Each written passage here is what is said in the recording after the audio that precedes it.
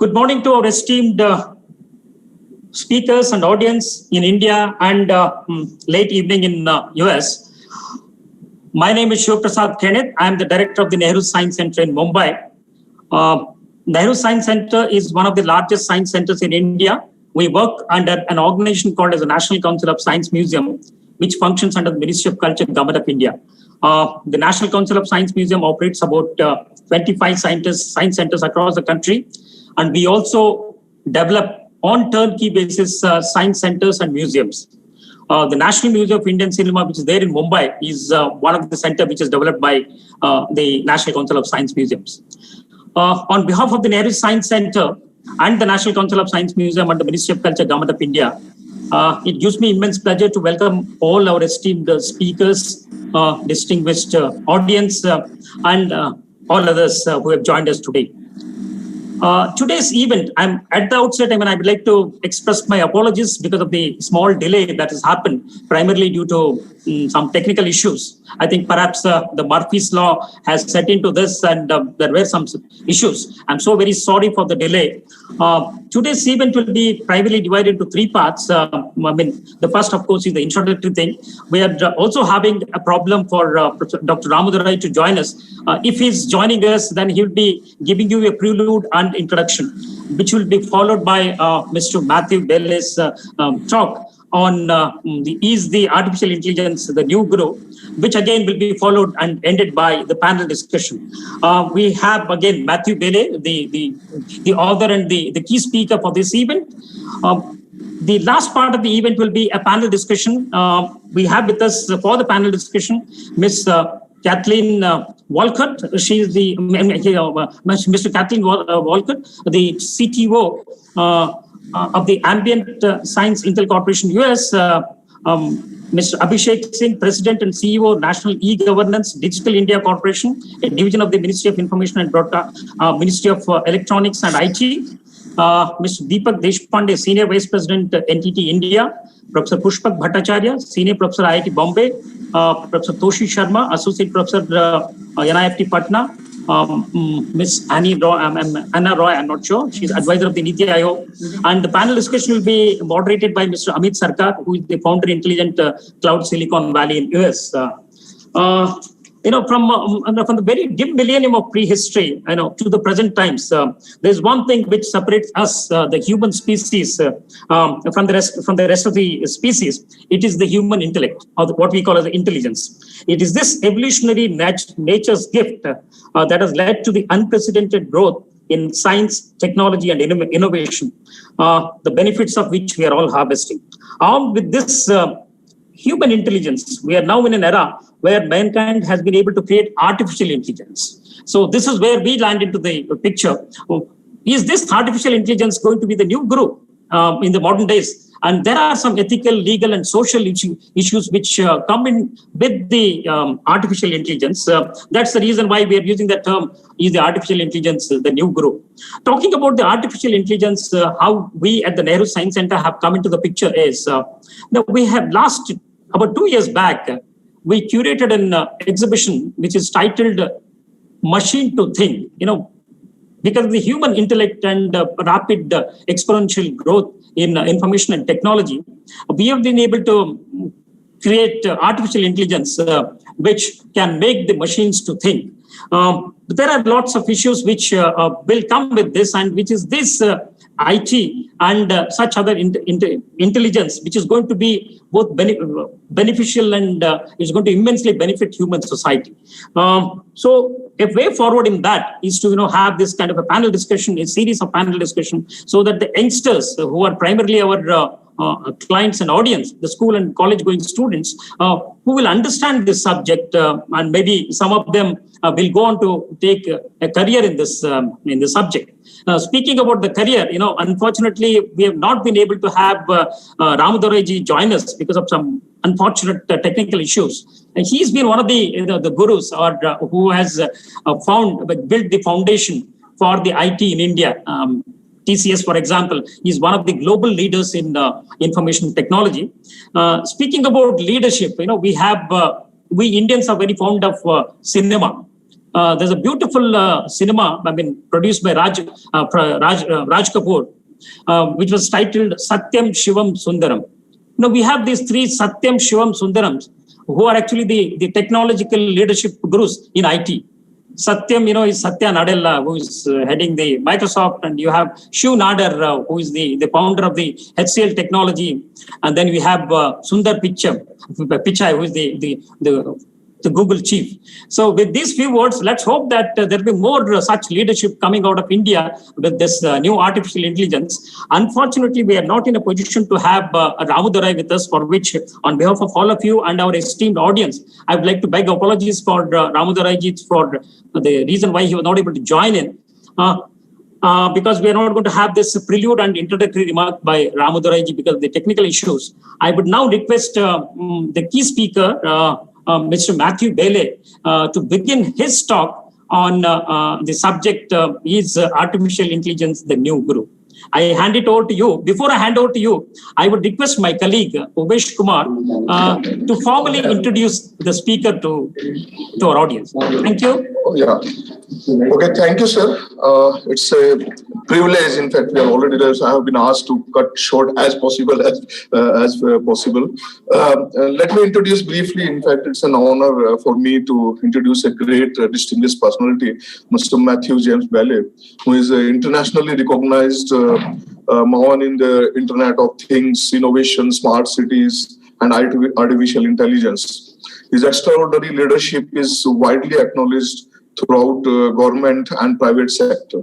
Bailey has privileged to meet famous global leaders. Just to name a few, Steve Wozniak, known for innovation and technology, Sir David Attenborough on environment, then Professor Stephen Hawking, which we all know. In addition to prime ministers, ministers, undersecretaries of G7 countries, and many more.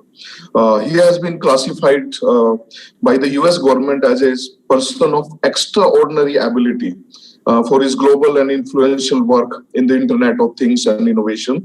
This prestigious recognition is allocated to those who attained an exceptional level of achievement in their field of expertise. He has been a World Technology Network Award nominee.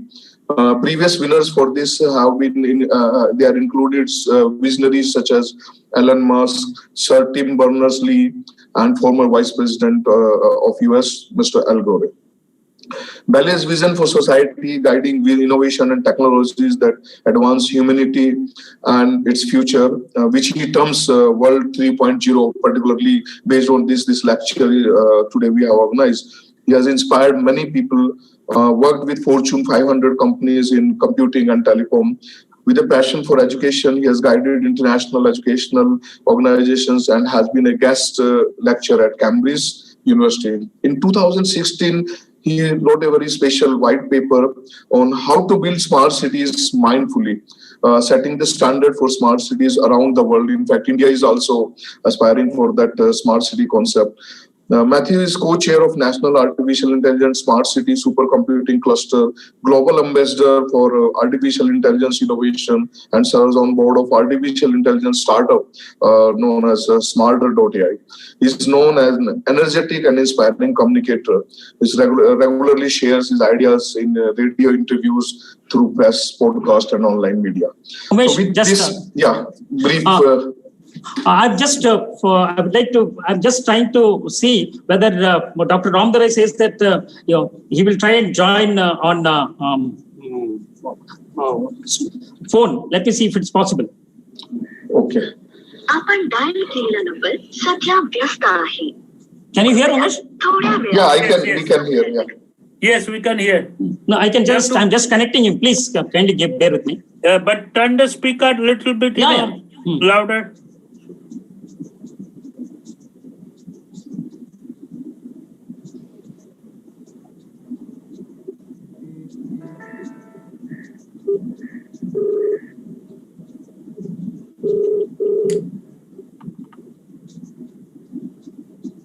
Hello. Morning. Sir, good morning, sir. Sorry, sir. Can you just start speaking, sir? I'm sorry for... I've already introduced the to the audience. That's fine. Let him go on. I'm working on the YouTube. No, sir. But you can just speak, sir. Sure. Yeah. Yeah. Please, sir. Can I? Yes, sir. Okay. Can you hear me, Ramesh? Yes, we can hear. Hello. Yes, sir. Yeah. So good morning to all of you. Mr. Matthew James Bay.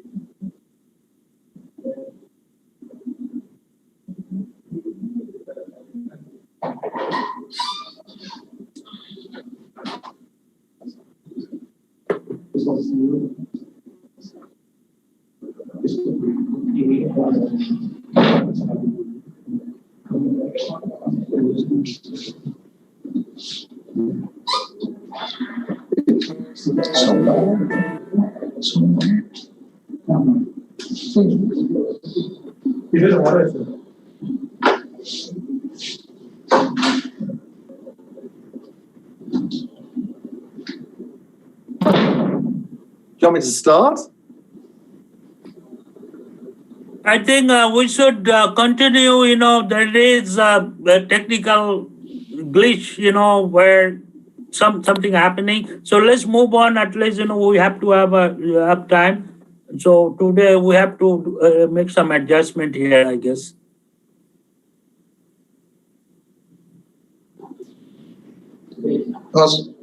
I think, sir, there is some problem with. So let's drop him and continue. That would be the better idea because you already lost some time. Do you want me to continue, Mr. Shiva Prasad? Shiva's muted. That's why we can't hear.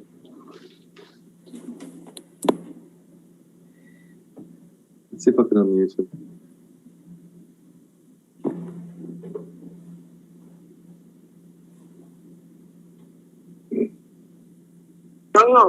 Artificial intelligence was coined. I think it was during a Dartmouth College discussion by eminent scientists. John McCarthy coined the term AI, and Marvin Minsky, Nathaniel Rochester, Claude Shannon all talked about it at that time. Of course, there is no 100% guarantee for Asimov's assumptions, but then this revolution of AI is not new. We have seen two earlier waves followed by what we call AI winters, and the progress has slowed down. And the current wave of resurgence is here to stay, like I said, and we may not encounter a third AI winter, so we should understand the implications of the ongoing revolution. One is an exponential growth in the computational capabilities, and with the quantum computing around the corner, we will see an accelerated data-intensive computational capability which we have never even imagined. A simple thing like a smartwatch today probably has more computational power than the first mainframes in India in the 1960s. Second is, like I said, that the use of data enabled by cheap compute, sensors, and internet has resulted in new paradigms in computer programming. For example, Google is able to predict COVID-19 trends from search terms. Third, this is in turn has led to a truly exciting intellectual revolution in computer science in the form of novel algorithms to enable a new wave of machine learning and AI applications. When you look at scholars like Ian Goodfellow, we find that powerful and novel techniques like generative adversarial networks developed as part of their doctoral research have become widely adopted. But there are three areas we must focus in India, in my humble opinion.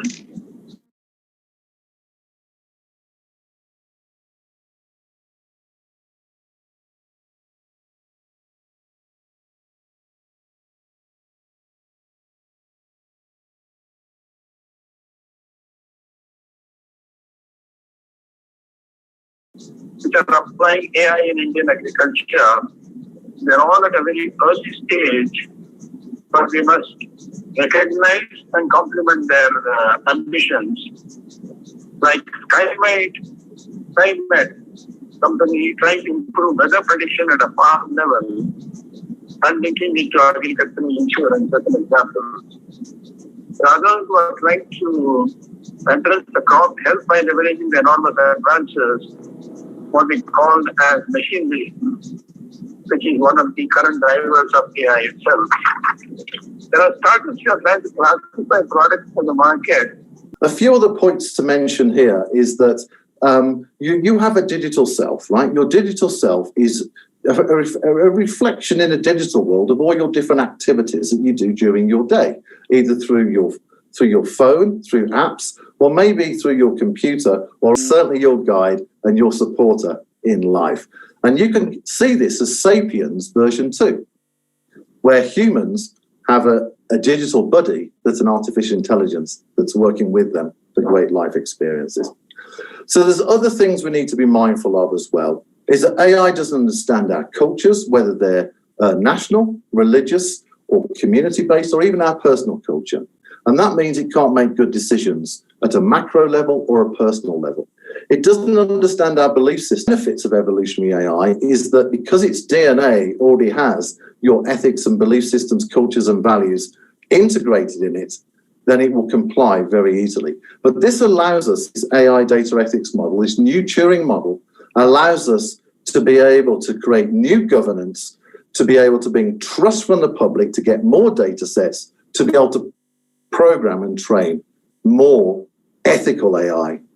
And the problem we have at the moment, which is quite disappointing if you're looking on the human story from above, is that corporations seem to be investing in AI that keeps us trapped into the social dilemma, rather than actually developing AI that solves social problems or solves environmental problems. We're out of balance where we're focusing our innovation.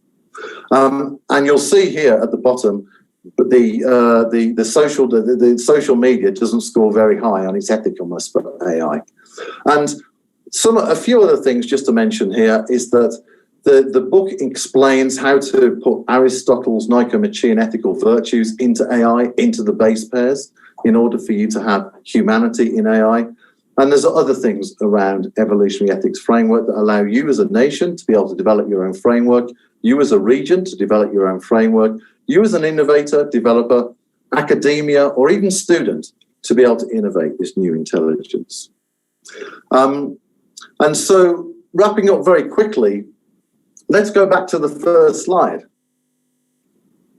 Is artificial intelligence going to oppress humanity, or is it going to liberate humanity? And here's my invitation to India. Be a leader in artificial intelligence to liberate humanity. You can find out more about the book on Amazon or aiethics.world, but it's a comprehensive guide for us to innovate artificial intelligence to participate and advance the human story where everybody is valued. Okay, Amit, I think I'm going to hand over to you, if that's okay. Yeah, thank you, Matthew. And thanks all of you, the distinguished panelists, basically. And all of you, and some people are watching online on YouTube, and also the people at the Nehru Center. So it's a Q&A session, and we have about 6 in the panel. Actually, one lady was supposed to be there. If Anna is there, please let us know. I don't see her on the chat, so I don't know whether she joined. There's some glitch, some problem there initially, beginning. So probably she never been able to, she couldn't join probably. That is most likely the scenario. Anyway, so we are going to ask Kathleen, are you there? Oh, you're there. So you are first, and I know you also have to go if you want. Before I start, I would like to give you that Matthew, we heard Matthew. We could hear some of what Mr. Ramadorai is saying. So I will just start with some kind of statement, very, very brief statement. It's some kind of a questions I've been asking myself, and I've been asking everybody on social media. It's like, okay, we are at the crossroad of civilizational change. Human can really tame AI, and that is what I wanted. And having said that, I'll just go straight away to Kathleen. And what is your vision for AI, and how AI could be developed? This is very small, but very broad questions.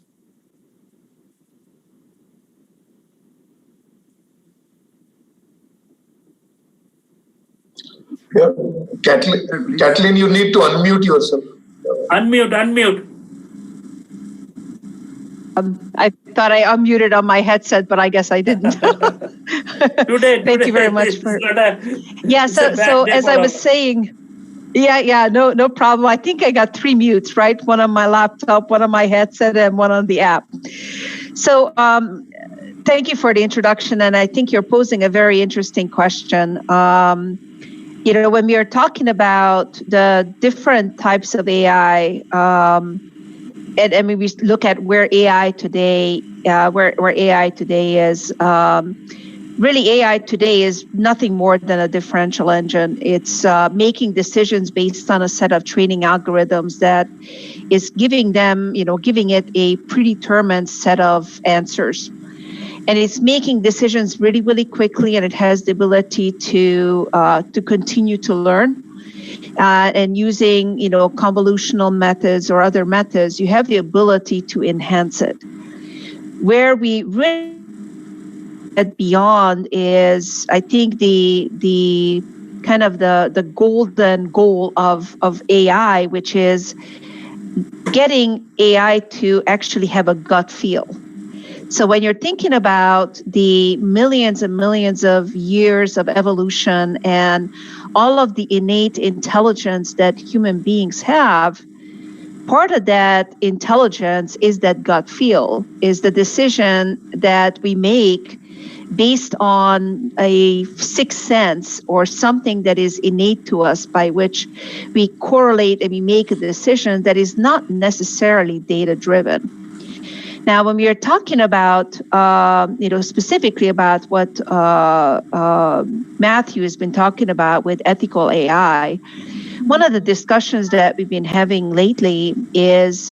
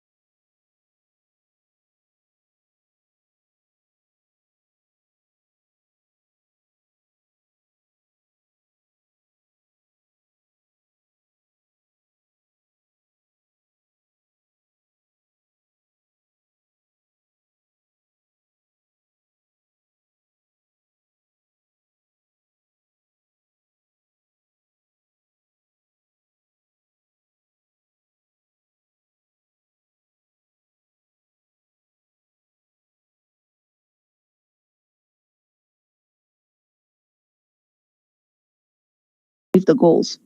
So I would love to be a part of this type of an effort. I think this is a very, very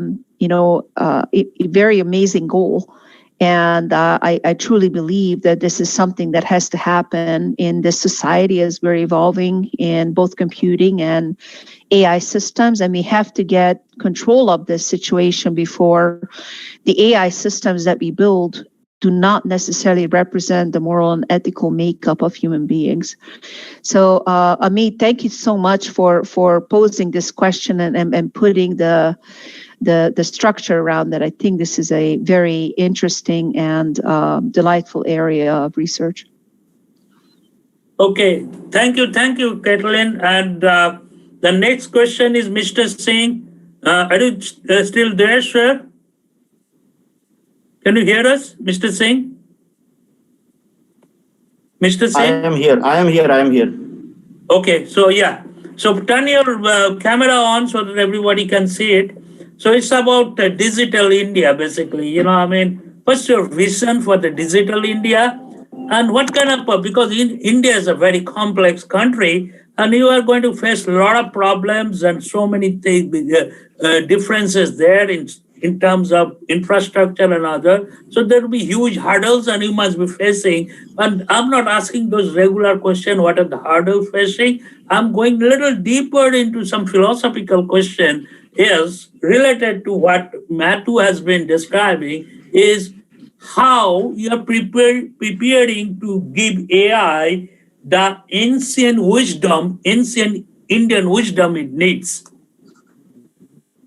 It's a very, very architectural level, philosophical level question. So I just, because there will be a lot of AI scenario and everybody knows that you probably, but this is a little different question. If you don't mind, if I ask you this question, or should I ask them something else? Can you see? Yes. Okay. Yeah. Yes, Amit. In fact, thanks a lot for the introduction, and thank you for hosting this. And it was interesting to listen to Dr. Ramadorai and then Matthew and what Kathleen spoke. So, given the context set for ethical AI, evolutionary AI, and what AI can do and how humane AI can be, I would like to just mention that the digital India, as we see, the objective of digital India is to use technology to empower people. How do we ensure that we use technology to ensure better delivery of public services to everyone? And when we do that, there are various means for doing that, which deal in ensuring simplification of services, ensuring access, ensuring the larger outreach of public services to everyone. And the added benefits, of course, are transparency, accountability, tackling the middlemen, the corruption, making citizens aware of their rights, and ensuring that services reach to each and everyone across the country in the most equitable manner. So when we look at the potential of artificial intelligence in making this experience of citizens dealing with the government better, there are immense possibilities, because very often we deal with examples and use cases in how technology can simplify things. And first and foremost principle, when we do that, we believe, especially in the government and when using technology for governance, we feel that technology should not be seen as so complicated that it cannot be applied in simple use cases. So when we look at AI, while the algorithms and the data science and the data analytics are there, but at the same time, can there be simple uses of technology for, say, examples in healthcare? Can AI be used to detect tuberculosis earlier? Can AI be used to detect cases of diabetic retinopathy earlier? Can AI be used for detecting jaundice cases earlier? Can AI be used for identifying malnutrition kids at an early stage? AI has been used by many AIs, by startups and companies, in analyzing cases of autism, ADHD. Just looking at videos of kids, you can detect that. And then if you are able to make early interventions, it means a lot for healthcare. And this has an added value because we do not have enough doctors in the rural areas. So can technology and artificial intelligence-based algorithms replace or tackle the problem of lack of doctors in the rural areas? And it has yielded great results. For example, the work that has been done for blindness control by using diabetic retinopathy has ensured that we are able to tackle the shortage of doctors that we have. Similarly, in the field of agriculture, we have been using AI for helping farmers get real-time information plus analytics, which rely on data sets from various sources. For example, the weather data is available, like when it rains, when it doesn't rain, and other weather changes that happen. Along with that, we have data from the soil health card. The soil of almost the entire country has been mapped with regard to what kind of soil is suitable for what kind of crops. And we also have data with regard to crop history at a particular location. So using this data and creating a model, can we predict, can we build advisories to farmers with regard to what kind of crops they should be growing, when they should be doing the sowing, how much fertilizers they should be using, how much mechanization they should be using, what kind of pesticides and in what quantity they should be using, and when the harvest is ready, can they use the data from various markets with regard to taking decisions with regard to where to sell their crops. So that brings in real use cases of AI in agriculture. Similarly, we have been using AI for flood forecasting, because very often based on how much water is there in the reservoirs at various levels, we can predict when a flood, whether there are chances of flood or not. And with that, flood advisories have been issued 48 hours in advance, and that means life and death for many people. along with resulting in economic yields. During COVID, the pandemic also, we used AI and data science in a great way. We, as you all must be knowing, we built the world's largest contact tracing app, the Arogya Setu, which helped give early warnings to people with regard to whether they have come in contact in a Bluetooth contact distance of anyone who has tested COVID positive later. But along with that, we also built in a location database predictive modeling, which allowed us to predict which are the emerging hotspots. And based on that, using data science and using AI-based prediction modeling, we could identify areas which could become hotspots 2 weeks later. And this information shared with health authorities and administrative authorities would ensure that necessary preventive steps are taken, restrictions are imposed so that people are given early information and warnings so they stay safe and we are able to break the chain of spread of the virus. So even though India is amongst one of the top nations with the highest number of cases, but if you look at the data, we find that the fatality rates in India are much lower. So maybe along with the efforts of the healthcare workers and front doctors and everyone else, this kind of technological use in predicting the emerging hotspots has also contributed in ensuring that the disease has not been, and the virus has not been as fatal as it could have been, given the lack of sufficient healthcare facilities all across the country.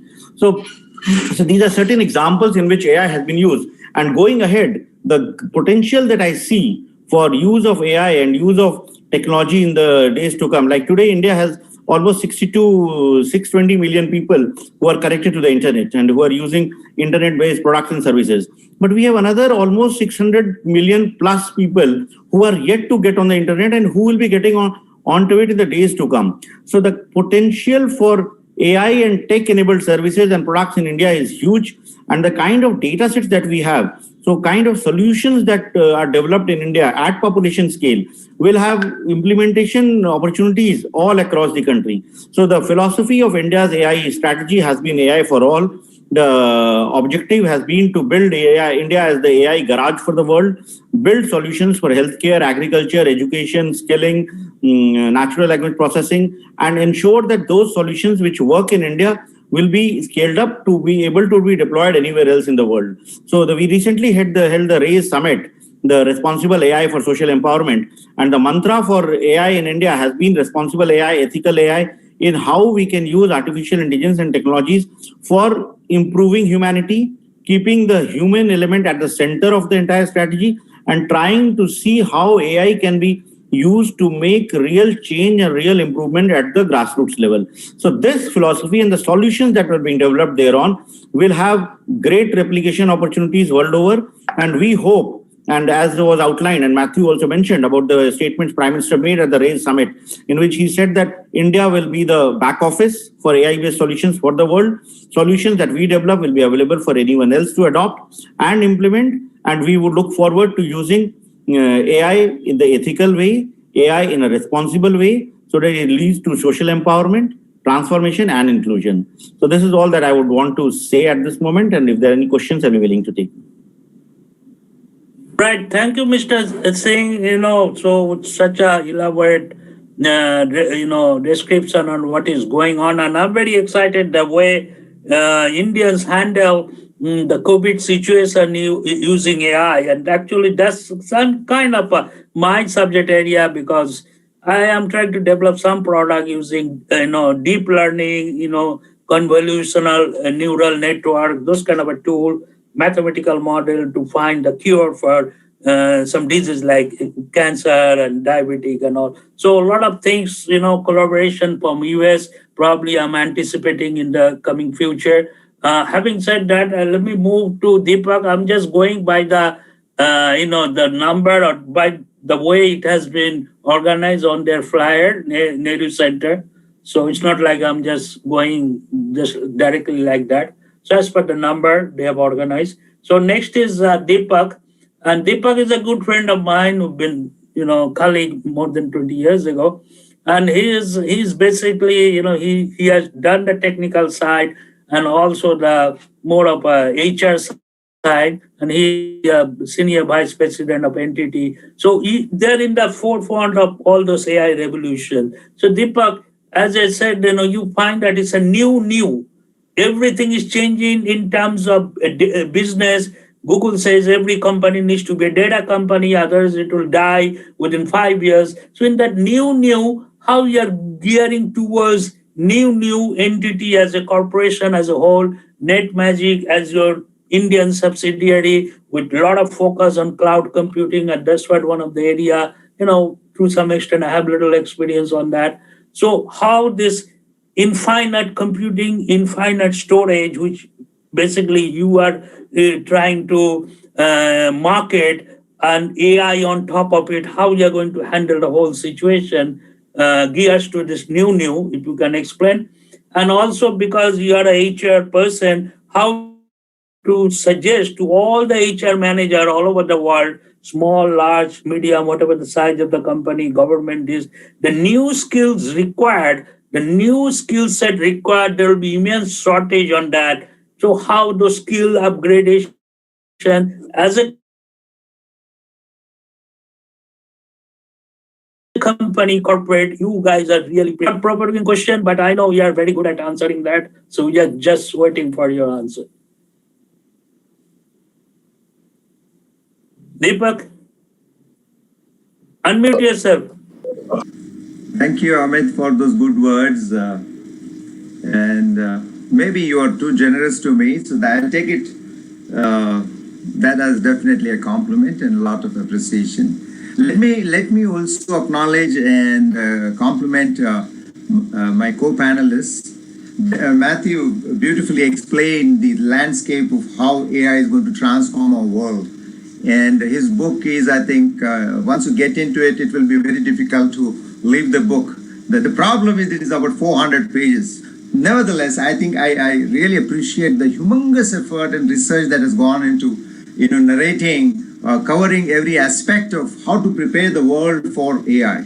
So wonderful, Matthew. We are all very excited. I can't believe that you're doing a program for us in India. So just about a month, a few weeks ago, we had a wonderful launch in US. So it's great. I think that's a great speed. I think you really use your AI to really catch the interest that your talk generated in this part of the world. And I'm so glad Nehru Center has been a part of this. So also very, very excited to see Mr. Abhishek Singh for being part of this. I think this is like a coup. You got the right people on the... I'm referring to Abhishek Singh and, of course, a professor who has done wonderful work in computer science. It's great, and Cathy, of course, we all know. So having said that, I think Amit has really put me in a spot.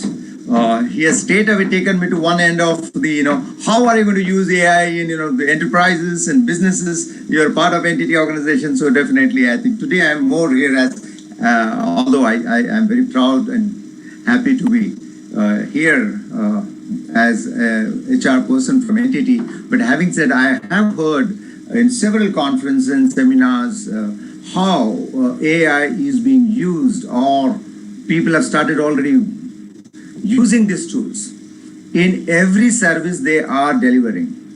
In fact, at least the thought process has begun. I mean, hitherto, I think the COVID has taught us beautiful lessons. The way we used to live, the way we thought life is in compartments. But suddenly, the COVID has put us in last 6, 7, 8 months, things that we never thought of. And that made us realize also one thing, over a period of time, not only fighting the battles of life on day-to-day basis, but also within no time, maybe a matter of few weeks, people were, the business heads, the enterprises were thinking about how do I cater to my customer? The product remains the same, the service remains the same. What matters is how are you going to deliver without compromising the quality and the speed and the efficiency. And the good part was many of the organizations have been able to do that, maybe with little difficulty early, but once they understood that this changes the essence of life, I think they found out ways. Number one. Now, there are many such instances, globally as well as in India, that the brands have experienced great benefits. Purely because of the accuracies, they have been able to do great. But what I want to focus on, especially at this point of time, is that automation is great, but then, like I said, 40 million people are employed in garment manufacturing. If you talk about India, other than agriculture, the largest employer is textile and clothing, which includes handloom and handicraft, and other than agriculture. So there are so many people, including people in the villages, who are employed because of textile and clothing, which is part of fashion. Now, what has happened is that because of automation, I mean, we have already reached a fair level of automation. And if we go by the research, there are factories in Arkansas and other states in US who have been able to automate the garment manufacturing up to 80%. 80% means approximately 80% people are going to lose their jobs. Now, 40 million people worldwide, or about 10.5 million people in India. Out of those 10.5 million people, 80%, if they lose their jobs, what are we going to do? And if you go by the history of economics, history of global economy, global business, global trade, textile and clothing, I mean, the Industrial Revolution started with textile, and then it shifted to clothing. And all the problems that we faced in terms of labor problems and other things, all of that started in textile and clothing. And because of textile and clothing, we had this huge ruckus and so, the divide between the developing and the developed. And because the technology was so simple, that these businesses shifted from Europe and America to Far East, to Southeast Asia and as well as East. And we are able to survive to a large extent because of textile and clothing that we're doing. Now, can you imagine what is going to happen when, yeah. No, I yeah. respond Thank you. So what I want to say here is that we know that we can't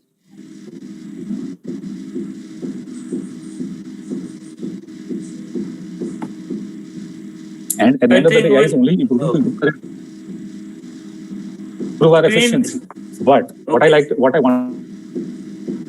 There's some problem there, some screen problem. I think streaming problem there. So I think we need to, because it's almost closing time, I would pass on everything to Matthew to close it. And then once Matthew closes it, and he can pass on to the Sri Prasad ji, and he will just, have a vote of thanks, and then we'll wrap it. And, everybody's sorry about what happened. I'll just take half a minute. Okay, sorry, you're back. The important question, please. yes. Yeah, please. The important question that I wanted to not just raise, but along with a request, and that is that because of this AI, because of automation, people are going to lose jobs, which is a fact. It has been happening since last 2 decades. What I wanted to highlight over here was that while AI is happening in automation of garment manufacturing, can we create a mechanism where we also, put in our efforts towards, developing AI for those people who are going to lose the jobs?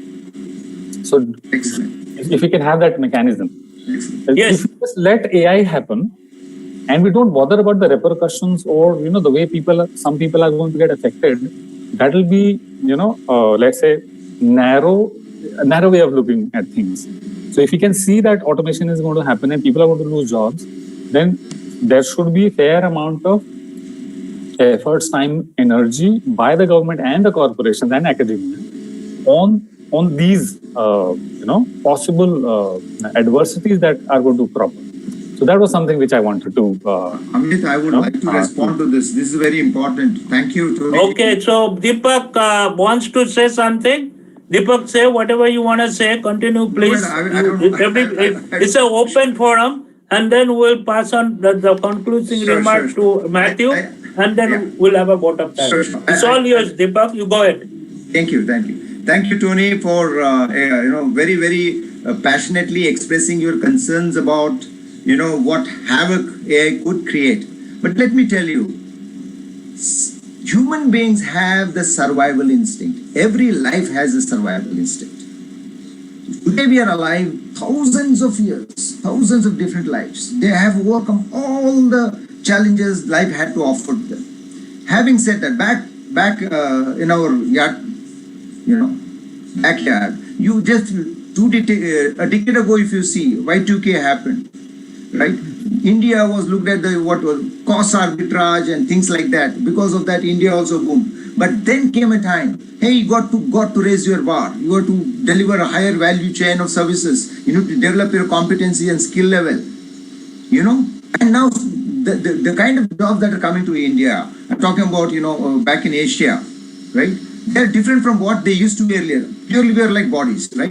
I think that is true of every industry, right? Having said it, I'm saying we have a wonderful inbuilt mechanism of adapting, responding to dangers of life that has to offer to us. See, this is a beautiful cycle. Life is a beautiful cycle. It keeps on challenging us. Then we try to fight for it. I think you gave a wonderful suggestion. What are we going to do if AI is so good? Believe you me, AI is going to identify who are the low-skilled peoples. Where could we use them? Only irrespective of what ups and downs life we go through, unless our ethics, code of conduct, value for lives, if that is intact, you don't have to worry about anything. But the day we mess up with that code, somebody becomes too selfish, want to hold on to everything, then that is the end of the civilization. Yes. Otherwise, so true. Don't worry about any unemployment, anybody losing job. Trust me. Matthew can say something. Yeah. So thank you, Dr. Deepak and Tony. That's what we call an evolutionary mindset that Dr. Deepak was just talking about. And Tony, this is really important, is how do we create the next generation of skills and jobs? So to Deepak's point, that we're advancing all the time. And, the Vedics do say we are one family, so we should make sure that everybody benefits, right? I mean, I'm not going to argue with 5,000-year-old wisdom, okay? I'm going to go with it, okay? I don't know about you. So these are really important questions, is and for Digital India in particular, what is the national strategy about upskilling the skill sets for the kids, for those that don't go to school, for those that don't go to university? How do you create an inclusive economy where artificial intelligence is going to become one of the digital citizens to move India forward? So, and every country has to deal with this. The United States has to look at this itself, is that it's still teaching very old ways of thinking, an old skill set where, we have to educate people for the future. And that's why Finland has that program, Dr. Deepak, where 1% of the population is learning how to program AI. And this is nurses, this is doctors, this is anybody you can think of. All of them are not, haven't been programmed, haven't done digital or ICT. They're completely non-technical people. And this is the kind of initiative I think we need to consider in India. Thank you, Very Matthew. good. Very good, Matthew. I'd just like to say thank you very much. It's good to see everybody here. And thank you for attending. Again, on behalf of the Nehru Science Center, I know, although we had a lot of issues today, it's been a very passionate discussion that all of you have had on the artificial intelligence. Again, I'd like to thank each and every one of you. Unfortunately, we were not able to live stream in between because of some major issues. Even now, I have logged in through my mobile and through my mobile internet connectivity. I think this is the beginning of a long-term association that we can have. What we could do is this, when Matthew and I started this sometime back, we thought let's have a series of that. This is the first of that series of event that we'll be having, maybe specific to each of the sectors. You talked about health, you talked about education, you talked about agriculture. Every aspect of technology, the artificial intelligence can play a major role. Incidentally, I was telling yesterday when we are having the test run that the government of India has used the artificial intelligence for example, the Nehru Science Center and the National Council of Science Museum are using it to develop what is known as the Gandhipedia. A whole lot of the works of the collective works of the Mahatma Gandhi ji have been digitized, and artificial intelligence is being used to data mine and what Gandhiji's thoughts about. So thank you so very much to each one of you, and I will be in touch to try and see how do we take this forward. Once again, on behalf of the Nehru Science Center, the National Council of Science Museum, I'd like to thank Matthew James Bailey, the keynote speaker, because it's because of you that and your book Inventing World 3 that we are here all here. I would like to thank Ramadorai ji for his wonderful illuminating introductory talk that which kick-started this panel discussion, and each of the panel members, Matthew himself, Ms. Kathleen Balcott, Mr. Abhishek Singh ji, Deepak Deshpande ji, Professor Pushpak Bhattacharya ji, Mr. Tony Sharma, and of course the ever-energetic moderator of the panel, Mr. Amit Sarkar. Thank you once again, and again I would like to express my apologies for the inconvenience caused. We've been doing so many number of events and activities. You must see it from our YouTube official channel and other website also. But I don't know what happened today. It was that odd day when sometimes Mr. Murphy decided to. No, as long as it is recorded properly. So what you can do is you can cut it, make it short, and have the nice portion, and upload it, and we'll market it. We'll send it everywhere. Amit ji, what? No, I know. Amit ji, what happened? We were the host. Unfortunately, when the net was down, the people who are in the back end, they are having the problem. I am now only with the mobile. The link is working. What we could do is, this is the beginning. Like yesterday when we talked. No worries. Even today nothing is lost as long as you have the recording. Next time if you have the recording, nothing is lost. That is exactly what I'm trying to tell you. As a host can record it, not me. That host had a problem. I wish Matthew or somebody. Yeah, this was. But some of it has lost. Some things are still there. But again, there's always a beginning, and there are always things to improve. Each one of you, what we could do is connect again, try and see maybe 15 days from now, 1 month from now. It's going to be an ongoing thing. And the Nehru Science Center is here. Like I told you, we have that machine to think gallery also. Centering around this, we can continue to have some of these events. And I can assure you, there will be hopefully uninterrupted technological problems the next time around when we do this. Once again, my profound apologies for this inconvenience, and thank you once again. You can outsource the